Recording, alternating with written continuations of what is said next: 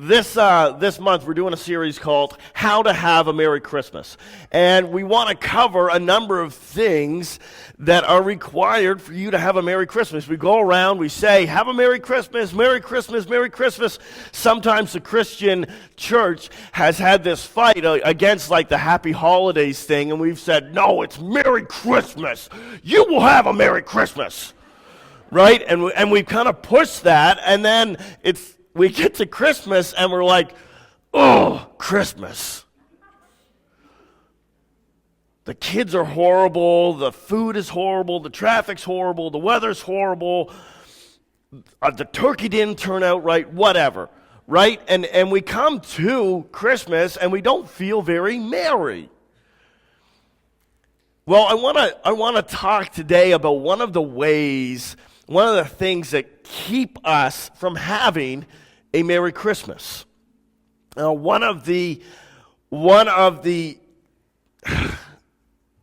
basic foundational issues that we run into around Christmas time is the fact that money often plays a part in ruining our Merry Christmas.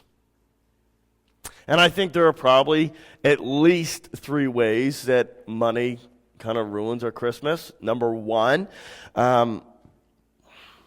if you don't have any, it feels like you can't do the things that you want to do with your family. You can't celebrate the way that you want to be able to celebrate. So the lack of money, sometimes wasting the money that you have ruins it. And sometimes being so focused on the money that you miss all the other important things, you end up ruining Christmas. And I think we deal with that. I think we see that in a number of really practical situations. You go and you go through the holidays and you get to January and your bills show up and you're like, honey, why did you spend that much on whatever?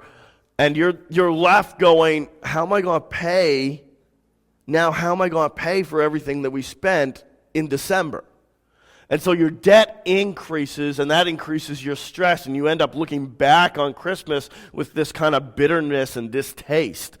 Other times, you're looking around at you, and social media is horrible for this, but you look around you and you see that everybody else is doing this or that for Christmas or buying this or that for Christmas, and you go, oh, we should get that thing or we should get that thing, and you end up feeling very pressured, sometimes even within your family or your extended family. They're like, how much are we spending on each other for Christmas? I'm thinking like $100 each or something, and you're like, $100 each? I was thinking I was going to get you a candy bar. And so you end up feeling pressured to spend that money. Other times, you're there and you spend the money on an event, or you spend the money on a get-together, or you spend the money on the kids, and then you go and you do those things, and you end up just like, oh, that kind of just sucked. That wasn't fun at all. That didn't go well. You guys know the feeling when you get that present from somebody and you're like, thank you.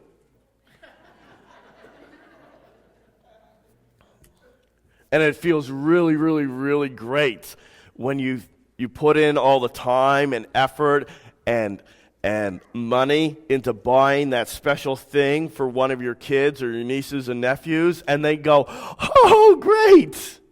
And then they play with the box, right?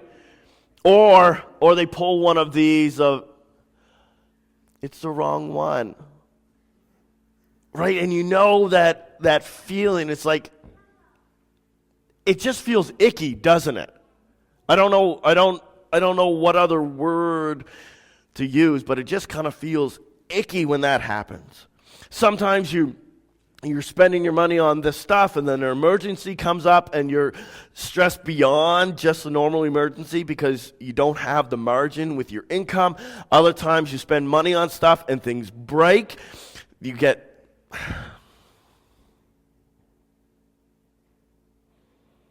it just becomes overwhelming, doesn't it? And right now we seem to be in this kind of societal, cultural thing where, like, we're pressured on the financial end, and so we can't buy the expensive thing, and so we buy some of the less expensive things, but then everybody's buying the less expensive things, and then your kids end up with like so much of the inexpensive stuff. Not in one way or another, your kids end up with so much, and then they don't play with the stuff, and you're left going, what do I do with all this junk? Right? I know there are parents in here that think that because I've had those conversations with you, and I've had that conversation. And it feels like money, either you don't have enough or you've got too much and you're using it badly, or you're just distracted or you're misusing it, whatever. But it ends up being this thing where you look at the stuff and you look at the money, and it just tends to take away from Christmas. Well, I think there are two things that we do to help deal with that and end up having a Merry Christmas. Number one, spend less. Okay? Number two, make sure what you're spending money on is actually valuable. Make sure what you're spending money on is actually valuable. Let's see what the words of God are. What does God say? Well, in Luke chapter 12, verse 15, Jesus is speaking, and he said, watch out, be on your guard. Be on your guard against all kinds of greed. Life does not consist in an abundance of possessions. Life does not consist in an abundance of possessions. Basically, your life isn't better if you have lots of stuff. Your kids' lives aren't better if they have lots of stuff. Your value and the value of your life is not measured by how much stuff you have. And then Isaiah 55 verse 2 says, why spend money on what is not bread, and your labor on what does not satisfy? Listen to me, and eat what is good, and you will delight in the richest of fare. The amount of stuff that you have doesn't equate the value or merriness of your life. And why would you bother wasting what you have on something that doesn't actually satisfy?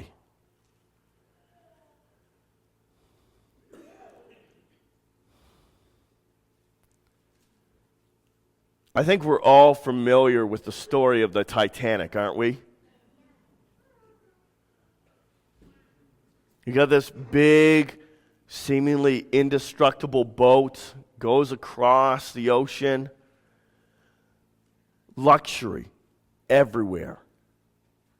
In every part of the boat is supposed to be this luxurious, fantastic, indestructible ship. They poured money into everything they could except lifeboats.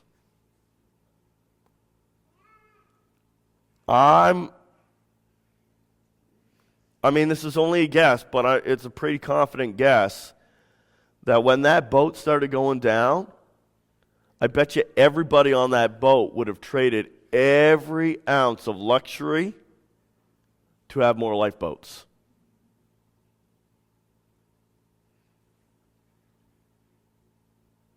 You can have your pockets filled with cash,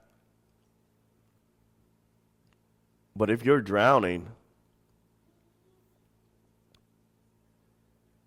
it's not going to make any difference, and you would be willing to trade all of it for the thing that keeps you above water. Why do we spend money on things that don't satisfy? Why do we think that having more stuff somehow keeps us afloat? It doesn't. It won't. Just imagine what it would be like to get to January, to get your credit card bill or whatever, just do your financial review and not be freaked out by it. Imagine what it would be like for that inevitable emergency, whether it's a sickness or you lose your job or something on the car breaks or whatever, that you get a flat tire on the way to family Christmas and you got to buy another tire or something, or the fuel pump goes, and you're able to look at that situation and go, yeah, we've got the margin to handle that.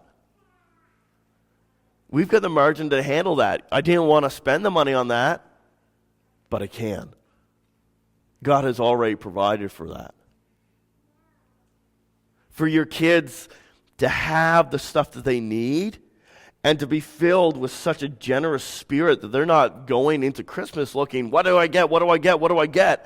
But they actually start thinking, how can I meet real needs of other people? And they start looking at the stuff and they're like, oh man, I got this thing, I can share it.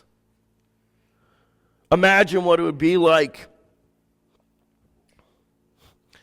not being worried about the cold weather, because you're not worried about groceries and you're not worried about heating your home because you have changed how you approach your finances.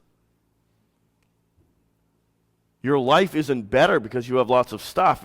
You might actually just be colder. You might actually be drowning. Can you imagine coming into Christmas time and into the new year and your kids aren't more selfish brats?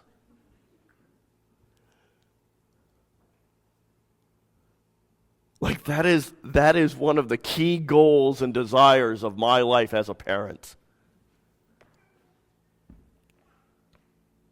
So what do we do?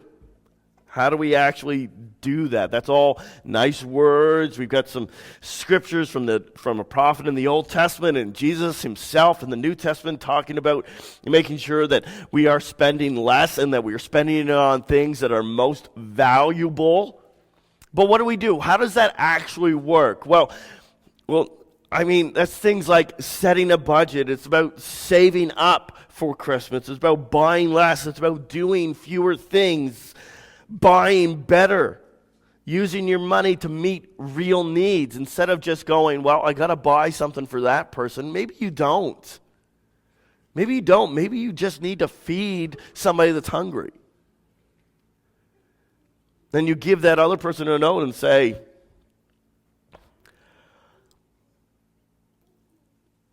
we really don't need anything. You don't really need anything, but I know other people do. And so in lieu of presents, we're giving groceries.